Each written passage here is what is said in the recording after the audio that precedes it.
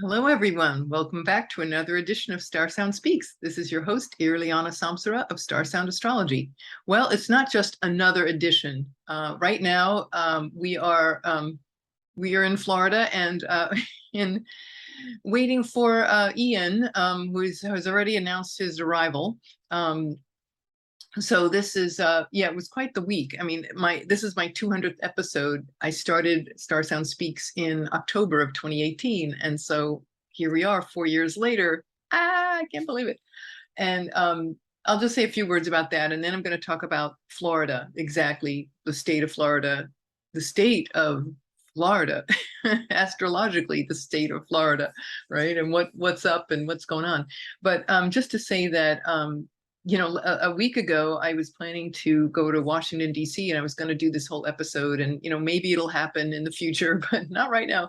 It's showing you that some really cool photographs of around D.C. and all, but that will have to wait. What we have here is an epic storm, and we are obviously in epic times, as we said. About a year and a half ago, excuse me. Yes, thank you. Oh, yeah, that was the National Hurricane Center. They're watching this too. No, just kidding. The thing is that back in May of 2021, so about a year and a half ago, I did an episode, and I want to say it was episode 101.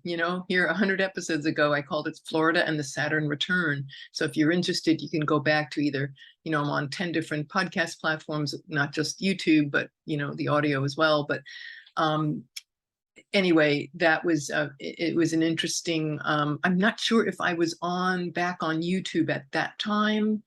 But so if you can't find it, if you scroll down on YouTube and you can't find it, just go to, Anchor or Apple, iTunes, Spotify, Pocket Cast, there's Google Podcasts. It's like all over the place. Anyway, what I talked about, and I'm going to remind everybody here, is and some of you who are new to the channel, by the way, thank you, welcome. My name's Irlianna. I do Hellenistic astrology blended with modern, and I use whole sign houses. So we're going to be looking at the state of Florida with whole sign houses. And, bottom line here, this is not a very long podcast because I don't know how long my electricity is going to hold out. Hopefully, I went ahead and did revenge baking. I'm not one into baking. I'm not like Betty Crocker, but I'm like, it makes, when you're in this kind of situation, it makes you appreciate everything that you have. And maybe it's Mother Nature's way of waking us up out of our comfort zone. And sometimes we need a bigger wake up call than others. But I made these like really cool vegan oatmeal cookies with raisins and chocolate chips, and they're like really yummy. And and then when I finish this podcast, I'm going to make this really great. I found this website. It's called Power Hungry, and it's like a vegan website and grain free and like all these really good, really healthy recipes. I'm gonna make this flax bread. So like I need my comfort food. It's like just slather on some jelly or some kind of, I don't know, whatever. I might make avocado toast and use the stove and whatever until it may not be there. So anyway, that'll be my treat. But back to this. Okay, let me show you state of Florida here. The state of Florida chart. Okay, I'll bring this up. And we are a Pisces state. The state of Florida we are a Pisces. Does that surprise you? Heck no. We're surrounded by water, ocean water, right? And also think about, the magic kingdom when you think about Neptune and Jupiter ruling. Then the mystical imagination, right? The magic kingdom, right? All that stuff. And then on the shadow side, it's a major drug hub. Let's not criminals and selling land underwater, which is what they did in the 1920s when they were first, settling this big old swampland sandbar of a place. But anyway, be that as it may, we're a Pisces state, and the thing to remember here is that we are the state of Florida is in its 6th Saturn return. Can you imagine, like we go through 3 if we live to the age of 87 to 89, but Florida has been around since 1845. So here it is, 1845. This is a chart drawn for noon, obviously mundane chart. So we don't know exactly that birth time, but we really look not so much with the houses, but just the placements of the planets. And so we are in our sixth, and I was thinking, oh gosh, you know, the last time, two things to remember. The last time we were in our Saturn return was 1992 when we had Hurricane Andrew. So I knew, I'm like, you know, hopefully we won't have that repeated. And maybe the storms that we were seeing, you know, like when DeSantis was rolling back all this, you know, legislation around, you know, all that, God, you know, woke this and that, and anti-woke, and then, you know, not standing up for the rights of the LGBT community and children and education and all of that stuff. I thought, well, maybe the storm would be just political this time. Well, I was wrong. It's both. Anyway, but we, as you can see here, we have Saturn retrograde at 19 degrees. It's about to go direct at 18 degrees in a couple of weeks. But I thought since we passed, it was in its more of a direct hit when we had Hurricane Andrew. So I thought, well, here it is the summer, and it was directly over its natal Saturn. I want to say it was January. So I'm thinking, oh, well, it's January. We'll be spared of hurricanes. Well, you know, Saturn doesn't have to be right back. You know, it's 6 degrees away from natal Saturn. And you would think, oh, that's not so bad of a thing. Well, you know, there are, of course, obviously other considerations that we look at, but that was a major one. So 6th Saturn return, same as with Hurricane Andrew. And the other maybe more pressing or more timely, if you remember, back in 2004, we had the 4 hurricanes, and I can show you what that looked like. For those of you who are watching this and lived in Florida at that time, you know, it's something that we never forget. So this is what it looked like. We had 4 hurricanes in the space of 6 weeks. And so these are here, this is all color coded. It was Charlie, Francis, Ivan, and Jean.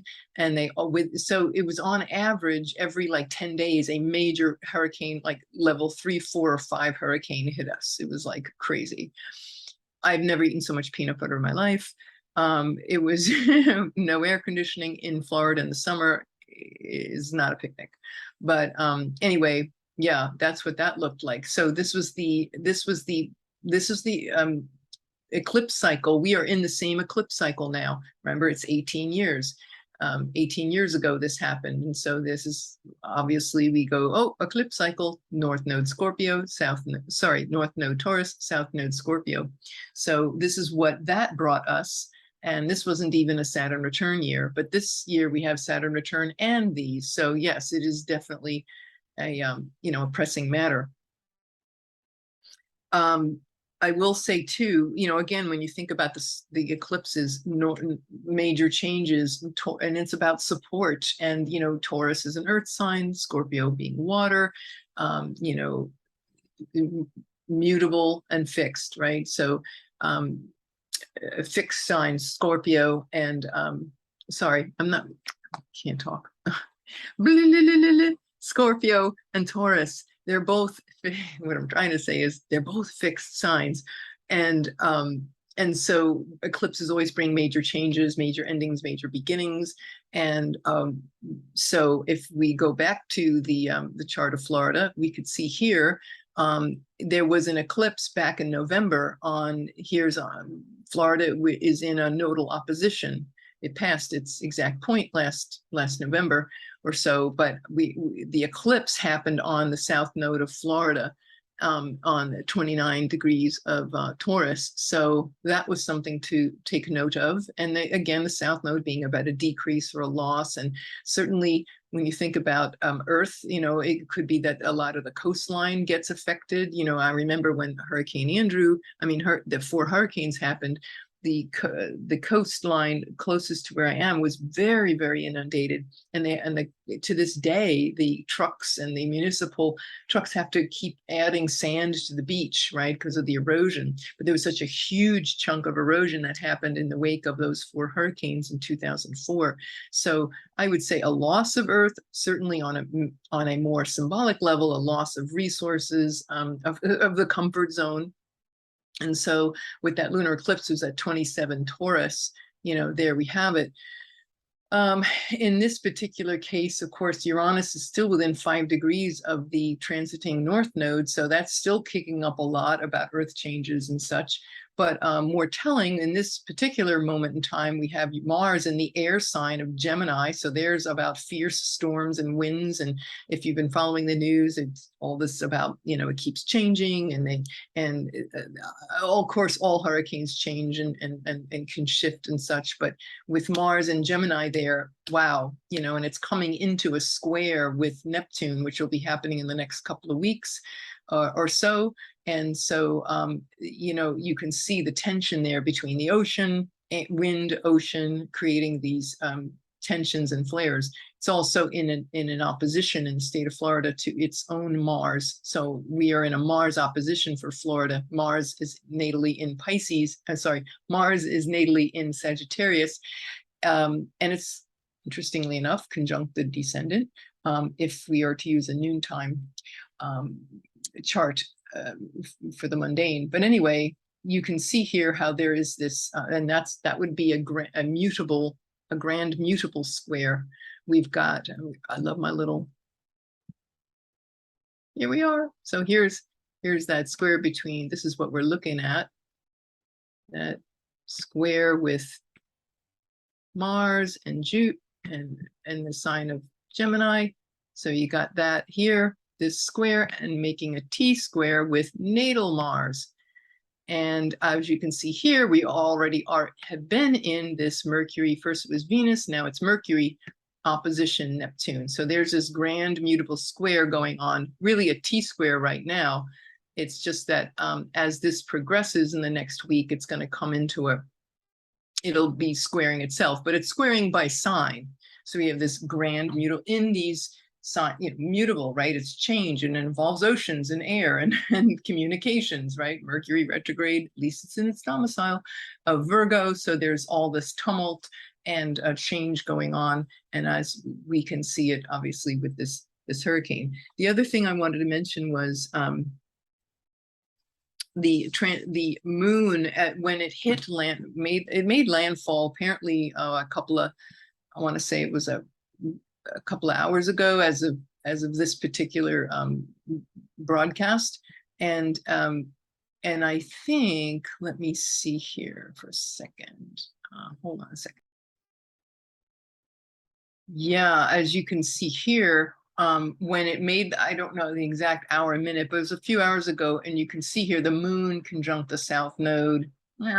Again, loss, and there's these loss of resources. It's in a water sign. The moon is not happy. The moon's in the moon in Taurus is exalted in its opposite sign, but the moon in Scorpio is not. It's in its fall, so that's a difficult place for the moon. Of course, the moon rules the population in mundane astrology, the population of the country, and its comfort and security, and all of that stuff. Homes, obviously, right? So homes being inundated with this very deeply transformative experience, with this level hit at like a level 5, and it's grinding its way across the state right now. And so you can see that right here, this moon conjunct, when the moon conjuncts the nodes, is you can get things like this. And again, we also can see that the moon is in opposition. Let me grab my little pen marker again. And as this hit, right, it was in opposition to, by a degree, with the south node, but it's with Uranus. So that's giving us a lot of chaos and instability with water and earth, right? There it is. So anyway, and of course, the moon is in a square to natal Florida's Saturn. As you can see here, it's exactly square in this moment. And so yeah, there's definitely a lot about sudden, and catastrophic shifts and real estate. Saturn rules real estate, as there it is, Saturn in its domicile Aquarius. So and Saturn transiting Saturn being retrograde right now, there's a challenge there, and there's a stepping back. And so you've got all these things going on. So anyway, I wanted to share that part with you. And as this is happening, of course, we have Mercury in Virgo, or Mercury in Virgo is opposing Neptune. So Neptune in Pisces, there's more ocean, right? And some difficulty and challenge with communication and with neighborhoods. When you think about Mercury, neighborhoods, making that square, with Mars coming into that square, I'm just thinking, wow, I think we have to be, especially opposing natal Mars and Sag for Florida's chart, we have to make sure that we could be seeing evidences of looting and things like that. It might be a real problem, unfortunately. I think that's all I really wanted to say. So in wrapping up, 6 Saturn returns always bring a major shift, a major chapter ending, hopefully learning from the past, right? Just like we have in our own Saturn returns when we're set 27 to 29, when we're 57 to 59, when we're 87 to 89. There are these stages of life and maturation and maturity, accountability, and responsibility, one's reality levels. And the first one is, of course, I don't know if it's always the deepest. I know it was for me. It shook my world, and it's a major growing up accountability thing, right? And then the second one and the third. So the idea with Saturn is we want to build upon and learn from our, stepping into our power, stepping into our responsibility, and being held accountable and bringing forth what is our legacy, and what are we going to hold ourselves to, and what do we want to build, personally for us, with the soul's journey. But in the chart of a state like Florida, hopefully have we learned from our lessons with Hurricane Andrew there. I mean, goodness, if any of you weren't, or I mean, it was 1992, so some of you may not have been around when it happened, but it was one of the worst hurricanes ever. I mean, people still talk about it to this day, even though it was like 30 years ago, 31 years. And so, yeah, it was just 30 years ago.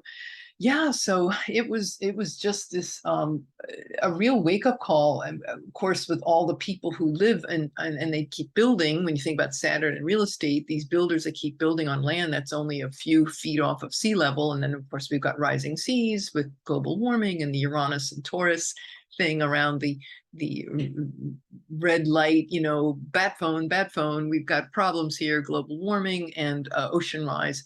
And so this is a painful reminder and another wake-up call, that we need to be changing the way we do things, and where do we build, and how do we build, and how safely we build. So these are obviously things that are coming up for us.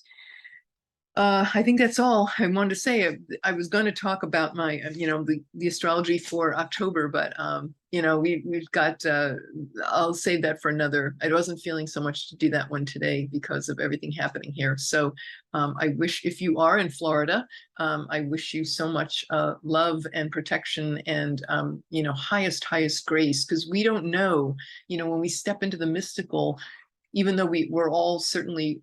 Nothing wrong with being wired for comfort, but these are opportunities for us to realize that sometimes there's comfort that holds us back, and so we get to see it in a major event like this, and where we can grow. And sometimes through loss, something always emerges that teaches us. And I'm very comforted by the words of Eckhart Tolle at times like this, when he says, with something, I'm paraphrasing, of course, but it's like when something happens to you, you have to see it as, it's what is it teaching you about it? Everything is given to you for a reason, in order to evolve our consciousness. And so if we stand in that space, then the quote tragedy of whatever happens becomes completely different. And we don't know. I mean, there are people who may have written to leave the planet in an event like a hurricane or what have you. We don't know. We can't play God here, but certainly if we stand in that place where we're all just where we are, there's some kind of, to know that there is this divine of divine perfection permeating all of this, seeing this as in a larger, bigger picture, then maybe we see it differently and we can come out the better for it. So that's all I have for you today. I hope you've enjoyed this and got value out of it. If you have, we'd love to hear from you. Please comment below. Like, share, subscribe is always very, very welcome, and very grateful for that. And so fingers crossed I'll still have my power, but I'm like, okay, whatever needs to happen. I'd like to have my power. I'd like to have my electricity on.